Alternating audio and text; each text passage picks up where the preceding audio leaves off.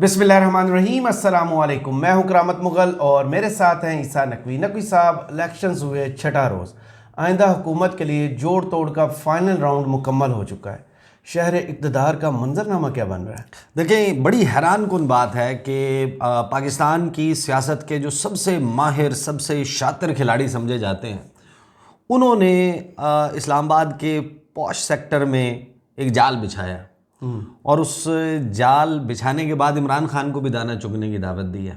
अच्छा, फैसले की घड़ी है, इमरान खान क्या फ़ैसला करते हैं। लेकिन एक बात 8 फरवरी के बाद जो है अभी भी रोज़े रोशन की तरह आया है जी, कि चाहे पाकिस्तान तहरीक इंसाफ, उसके हिमायत याफ्ता उम्मीदवार इस पोजीशन में ना हो, पेपर पे जो नंबर लिखा हुआ है कि वो हुकूमत बनाए, लेकिन हुकूमती मंजरनामा क्या होगा और हुकूमत कैसी चलेगी, कितनी चलेगी, चलेगी या नहीं चलेगी, ये तमाम फैसला इमरान खान के हाथ में बिल्कुल है ना। दिलचस्प बात कि वो शख्स जो इस वक्त अडयाला जेल की बुलंदो बाला 4 दीवारी के अंदर कैद है, वो शायद इन सब के ऊपर भारी है इस वक्त भी। बिल्कुल, दुनिया का ताकतवर तरीन कैदी। हाँ, इस वक्त हाँ, पाकिस्तान का तो ताकतवर तरीन शख्स साबित कर दिया ना। बिल्कुल, क्योंकि अब जो अवाम ने जो किया है 8 फरवरी को, बड़ी दिलचस्प बात हुई है। ये जो देखें जोड़ तोड़ हो रहा है ना, इससे गवर्नमेंट बन जाएगी और गवर्नमेंट बनने के बाद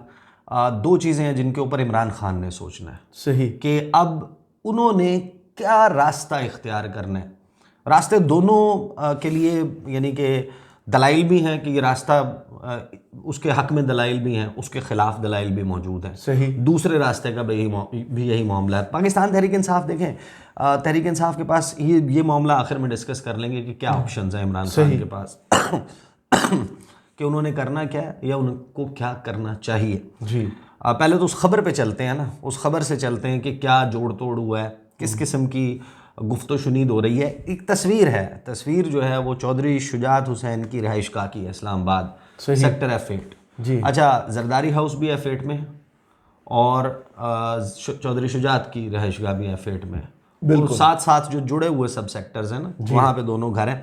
पहले खिचड़ी पकती रही, 2 दिन हुई पाकिस्तान पीपल्स पार्टी की सेंट्रल एग्जीक्यूटिव कमेटी की मीटिंग, सही, उससे पहले लाहौर में मीटिंग्स हुई और other than that Noon league की भी मीटिंग्स चल रही थी। उसके बाद जो है वो कुछ लोगों ने परवाज़ भरी कराची से, वो यहाँ पर पहुँचे, कोई बलूचिस्तान से आया, कोई लाहौर से आया, और आखिर में मुलाकात हुई चौधरी शुजात के घर। और उसके बाद हुई एक प्रेस कॉन्फ्रेंस की जो ख़बर है वो मैं आपके सामने जनाब रख देता हूँ और फिर इसके ऊपर ज़रा कुछ इंतहाई अहम चीज़ें आपके सामने रखते हैं। वैसे जाल जो हैं वो 2 हैं, लेकिन हम एक ही जाल के बारे में बात कर रहे हैं फ़िलहाल। कुछ लोग जो हैं वो बग़ैर कहे भी समझ जाएंगे कि मेरा क्या मतलब है। पाकिस्तान मुस्लिम लीग नून, पीपल्स पार्टी, मुत्तहिदा कौमी मूवमेंट, मुस्लिम लीग काफ, इस्तेकाम पाकिस्तान पार्टी और बलूचिस्तान अवामी पार्टी बाप ने इत्तेहादी हुकूमत बनाने का ऐलान कर दिया कि हम फेडरल गवर्नमेंट मरकज़ में हुकूमत बनाने जा रहे हैं, वज़ीर आज़म हम बनाएंगे, काबीना हम बनाएंगे और फिर ज़ाहिर है कि उससे जुड़े हुए तमाम फैसले हम करेंगे। सदर, स्पीकर, चेयरमैन सेनेट, हाँ, डिप्टी चेयरमैन सेनेट वगैरह वगैरह। अच्छा, इसमें तस्वीर जो हर जगह मौजूद है, लोगों ने प्रेस कॉन्फ्रेंस को भी देखा होगा, इसमें जनाब आसिफ अली जरदारी साहब मौजूद हैं, चौधरी शुजात मौजूद हैं, शहबाज शरीफ साहब मौजूद हैं, सादिक संजरानी हैं, अलीम ख़ान हैं, उसके बाद खालिद मकबूल सिद्दीकी कराची MQM, उनके पीछे रुखसाना बंगिश साहिबा, उसके साथ डॉक्टर आसिम साहब मौजूद हैं, कामरान टेसोरी मौजूद हैं, तारिक बशीर चीमा मौजूद हैं, इसहाक डार मौजूद हैं और गालिबन चौधरी शाफे हुसैन हैं, और दरमियान में 2 लोगों के दरमियान में से गर्दन निकाल के ओन चौधरी। तो बुनियादी तौर पर इस्तेकाम पाकिस्तान पार्टी तो पूरी आ गई ना। मैं यही सोच रहा था। हाँ, ये मुकम्मल, ये 2 लोग हैं जो जीते हैं इस्तेकाम पाकिस्तान पार्टी से। इन्होंने बनाने का किया कि जनाब हम हुकूमत बनाने जा रहे हैं। खबर है कि जनाब इस्लामाबाद में मुस्लिम लीग काफ के सरबराह चौधरी शुजात हुसैन की रिहाइशगाह पर मुल्की सियासी जमातों का इजलास हुआ, जिसमें आसिफ जरदारी, शहबाज शरीफ, खालिद मकबूल सिद्दीकी और सादिक संजरानी ने शिरकत की। इजलास के बाद मीडिया से गुफ्तगू में साबिक सदर जरदारी ने कहा कि मिल बैठ कर हुकूमत बनाने का फ़ैसला किया है, तो आपके पास और कोई ऑप्शन भी नहीं था। और जितना स्मूथली हुआ है पहले का प्लान था। चाहते हैं मसालहत के अमल में पीटीआई भी शामिल हो, हमारी नज़रियाती मुखालफत नहीं है। अच्छा, इसमें ना तहरीक इंसाफ के लिए जो गुफ्तगू की है ना इन्होंने कि पीटीआई भी शामिल हो, चार्टर ऑफ इकोनॉमी, ये कागजी कार्रवाई है, ये सबको मालूम है। और कि ये चोरी करके आया है मैंडेट। जो पाकिस्तान का नौजवान वोटर, पाकिस्तान का तबका, वो बाहर निकला है और उसने इस तर्ज सियासत की नफ़रत में वोट डाला है। बिल्कुल, कि ये जो आपको एक फ्रेम में ये सारे चेहरे नज़र आ रहे हैं जो एक दूसरे के दस्तों गिरेबान होते हैं जिस वक्त हुकूमत से बाहर होते हैं, और वो जो एक बात बार बार लोगों के जहनों में डेवलप होती है ना कि ये सारे के सारे अपने मफादात के लिए, और लोगों का कोई पुरसान हाल नहीं है। 70-80 रुकनी 90 रुकनी काबीना बनाते हैं। आप यकीन माने कि G7, आप लोग जाकर इसको सर्च करें, ग्रुप ऑफ 7 दुनिया की ताकतवर तरीन, अमीर तरीन जमहूरियतें, टेक्नोलॉजी के एतबार से, हर एतबार से इनको दुनिया के इंतहाई ताकतवर मुल्क तस्वुर किया जाता है। इसमें अमेरिका, कनाडा, बरतानिया और जापान, उसके बाद जर्मनी, इटली और फ्रांस जी, ये ममालिक शामिल हैं। इन सब की जाके कैबिनेट के साइजेस देखें, एक मरतबा ज़रा सर्च करें और देखें कि इनके पास गोल्ड के रिजर्व्स कितने हैं, इनके पास डॉलर कितना जो है वो मौजूद है, इनके पास इंडस्ट्री कैसी है, और फिर इनकी हुकूमतों के पास रिसोर्सेज कितने हैं, और फिर जाकर चेक करें कि इनकी काबीना का साइज़ कितना है और काबीना का प्रोटोकॉल क्या है। काबीना आधी पार्लियामेंट के बराबर हमारी काबीना होती। हाँ जी। तो यहाँ पे जनाब इन्होंने कहा कि मुल्क के वसी तर मफाद में मुआशी एजेंडे पर सबको एक होना होगा। वैसे आई एग्री विद दिस। जो मुआशी एजेंडा है, मैं तो बार बार ये बात कहता हूँ कि देखें 3 कॉन्स्टेंट्स होने चाहिए आपकी मुल्क में। एक है मईशत, एक है आपकी बैरूनी दुनिया के साथ ताल्लुकात, और एक है मुल्क का दाखिली और बैरूनी महाज के ऊपर दिफा। इसके ऊपर कोई पॉलिटिक्स नहीं होनी चाहिए, इसके ऊपर कोई कॉम्प्रोमाइज़ नहीं होना चाहिए। That should be the principle कि यार ये वो मामलात हैं जिसमें चेहरे बदलने से पॉलिसी नहीं बदलेगी कि फ़लाँ आया तो फ़लाँ दोस्त होगा, दूसरा आ गया तो दूसरा दोस्त होगा। इस तरह आप दावत देते हैं कि इंडिया को पता चल जाए भाई ये बंदा आ जाएगा तो हमें सूट करता है, लॉबिंग शुरू हो गई इंटरनेशनल। अमेरिका को लगता है कि यार ये बंदा हमारे फ़ायदे में है क्योंकि इस रियासत की पॉलिसी इस बंदे के आने से, इस मुल्क की पॉलिसी इस बंदे के आने से चेंज हो जाएगी। सही। तो they will start investing into that person.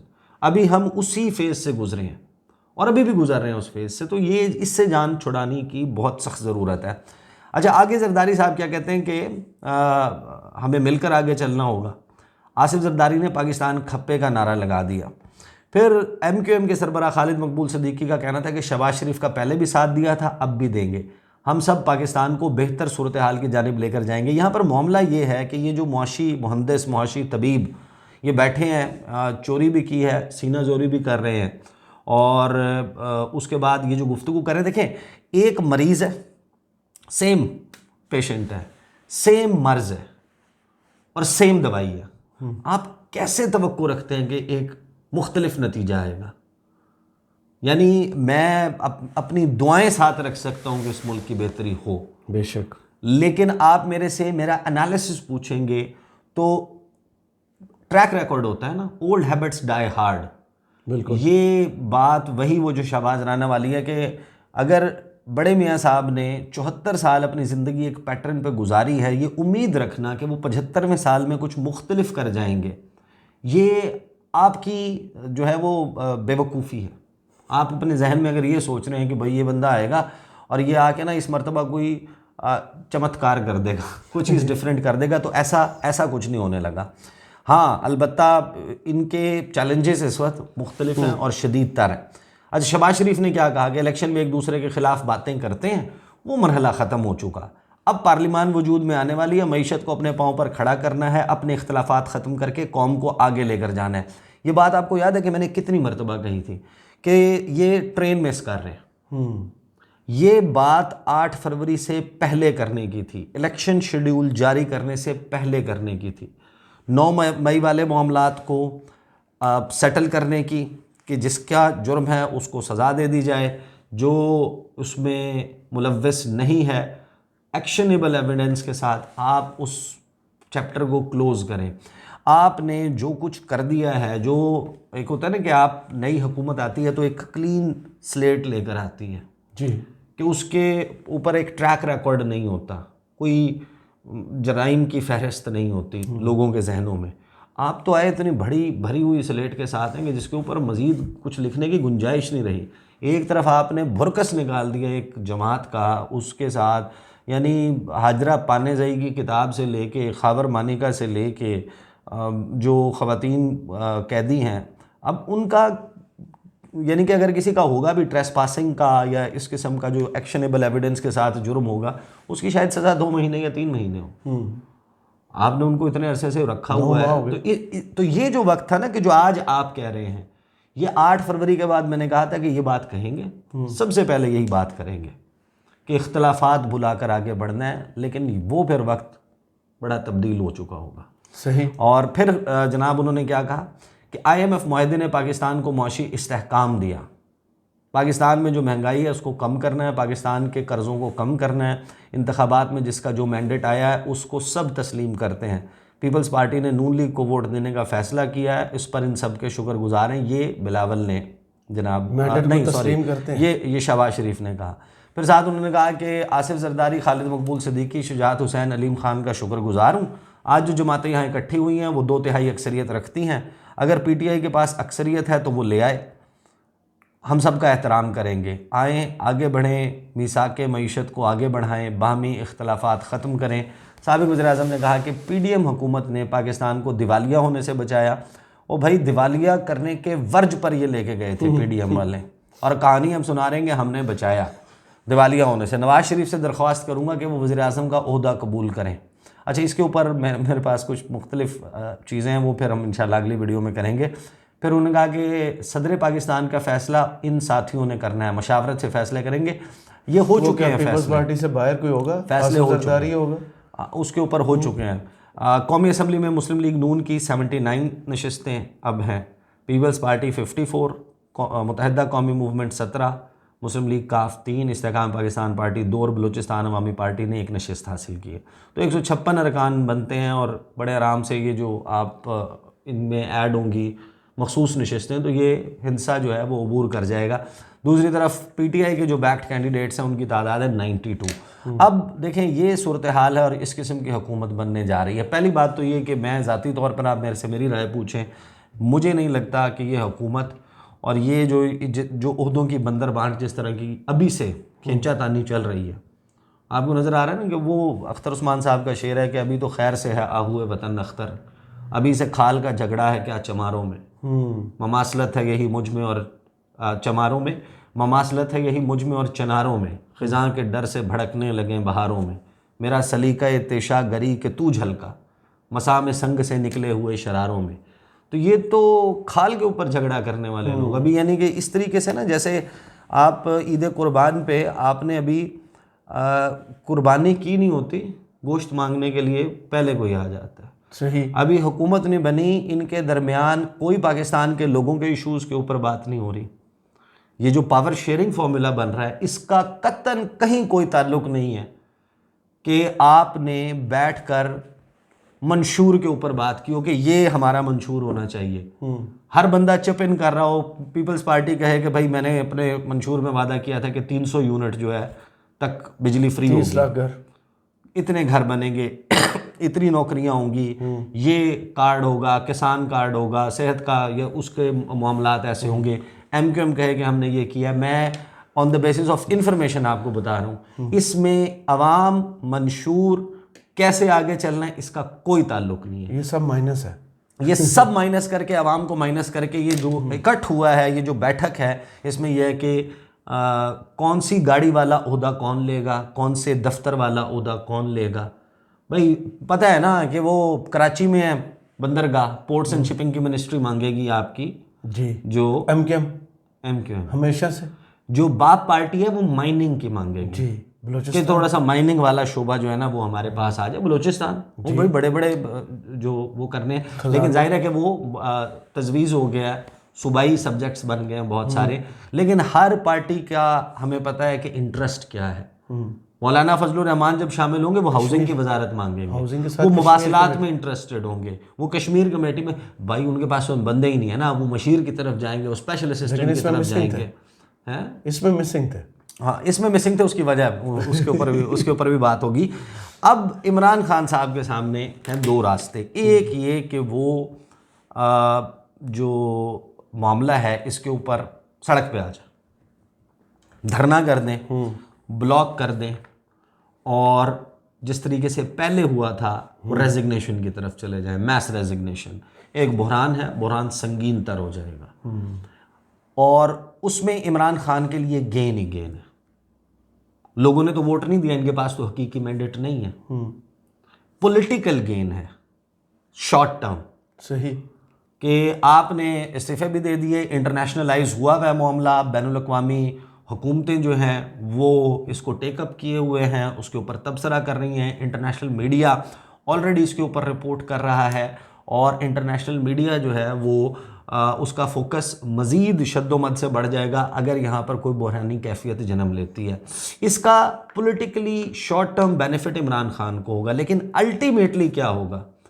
Ultimately ये है कि उसके नतीजे में मैक्सिमम इमरान खान ने क्या अचीव करना है? इमरान खान ने ये अचीव करना है कि ये पार्टियां हुकूमत या तो बनाने से कासिर हो जाती हैं या चलाने से कासिर हो जाती हैं, 3 महीने लग जाते हैं। उस 3 महीने में जो नुकसान होगा उसके बाद आप समझ लें कि हम फ्रेश इलेक्शन की तरफ चले जाते हैं, रिगिंग एलिगेशंस प्रूव हो जाते हैं, इलेक्शन का फ्रॉड, इलेक्शन का flawed process court of law में, ट्रिब्यूनल्स में, सुप्रीम कोर्ट की सतह के ऊपर इस्टेब्लिश हो जाता है, हुकूमत नहीं बनती, घर चली जाती है, फ्रेश इलेक्शन कॉल हो जाता है, क्योंकि पीटीआई इन दैट केस अभी तो पार्टी हुकूमत बनाने की पोजीशन में नहीं है, फ्रेश इलेक्शन हो जाता है, इमरान खान उस इलेक्शन को स्वीप कर जाते हैं, जीत जाते हैं, 2/3 मेजॉरिटी, 3/4 मेजॉरिटी ले जाते हैं। उस सूरत में भी जो बच जाएगा, जो डैमेज हो जाएगा, उसको आके फिक्स किसने करना है? हुकूमत ने करना है ultimately. So now there are 2 ways. One, go for a short term political gain. Second, come into the parliament. Parliament में आए और इस निज़ाम को, इनको एक्सपोज करें, फर्दर एक्सपोज करें, क्योंकि मैं आपको ये बताऊं, मुकाबला करें ना। नहीं, इन्होंने मैं पुरयकीन हूं इन्होंने वही करना है जो ये करती हैं। इनको कुछ आता भी नहीं है ना, वो है एक्सपर्ट करूंगा क्या जो इश्क में हो गया नाकाम, मुझे तो और कोई काम भी नहीं आता।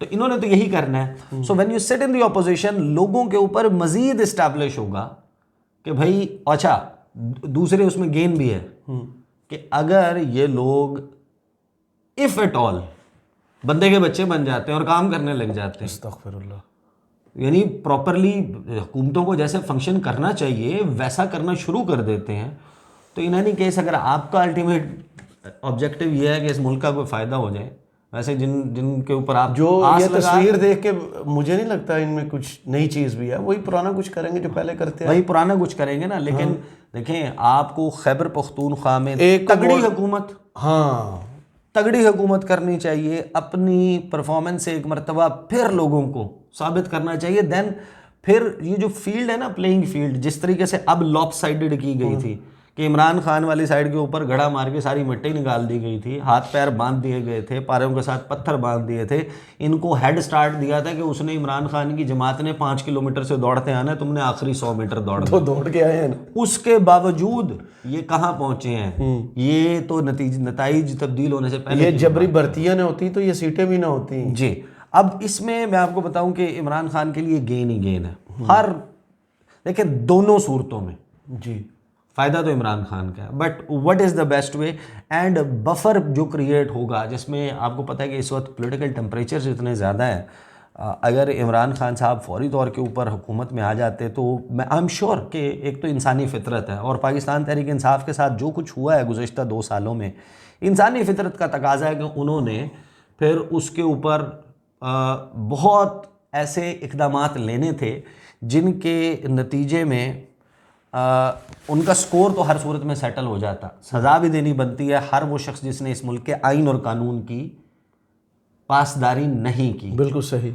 But then your focus is out, फिर आपका फोकस जो है वो असल इशू के जो ऊपर मैं उन्हें ऑब्जर्व करता हूँ ना इमरान खान की पॉलिटिक्स को, मेरा 25 मई वाले वाक़े के बाद बहुत सारे लोगों के मैंने इंटरव्यूज़ किए थे, इमरान खान को करना क्या चाहिए। सब ने यही कहा था आते ही सज़ा देनी चाहिए। लेकिन आपको याद होगा जब गवर्नमेंट दोबारा मिली पंजाब में तो इमरान खान ने अनाउंस क्या किया था, मैं सबको माफ़ करता हूँ। हाँ लेकिन हाँ वो भी हुआ था, लेकिन कुछ ना देखें अब यह जाहिर है कि वो तो 25 मई तक तो चार्जशीट बहुत कम थी, उसके बाद क्या कुछ हुआ। वो जो सूरत हाल है उसमें इंसानी फितरत है ना कि बंदा करता है। पीडीएम की सबसे बड़ी नाकामी की जो वजह है ना, यानी कि ये निकम्मे तो हैं लेकिन यार इतने भी नहीं है, इतनी बुरी परफॉर्मेंस बंदा कोशिश करके भी नहीं कर सकता जिस तरह का इन्होंने परफॉर्म किया। उसकी वजह यह है कि their focus was on Imran Khan, कि हमने इसको सियासी सफ़े से मिटाना है।